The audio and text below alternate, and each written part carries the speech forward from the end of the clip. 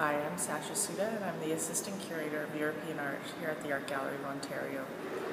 Today we're standing in the galleries of the feature exhibition at the Art Gallery of Ontario right now called Revealing the Early Renaissance, Stories and Secrets in Florentine Art.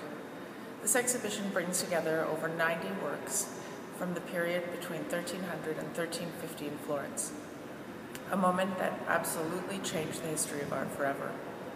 In the exhibition, you'll find incredible manuscripts that are so rare they're very rarely seen outside of their home institutions. Often they're closed and not on view there.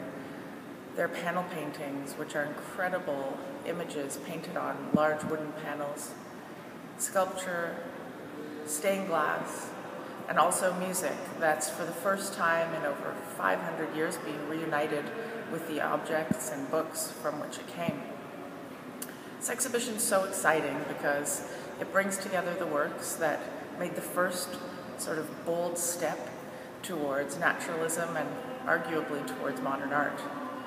It was at this moment that, with a shift in theology and a new interest in humanism, that artists were asked or confident enough to respond to a demand for increased naturalism and realism in the works that they painted, carved, and so on.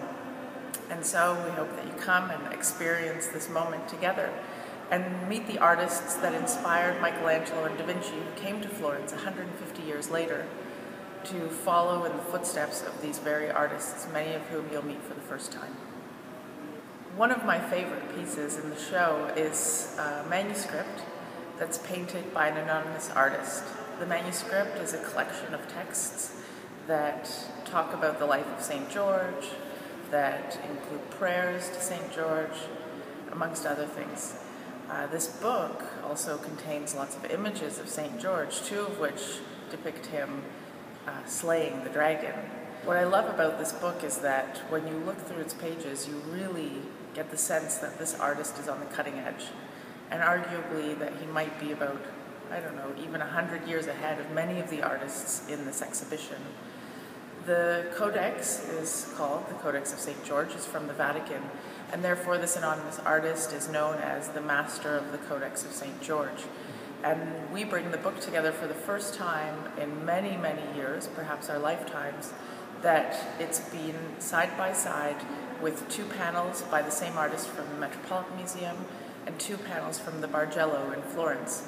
And so I encourage you to come and see the book, of course, because it is perhaps my favorite, but also the panels, which are equally beautiful.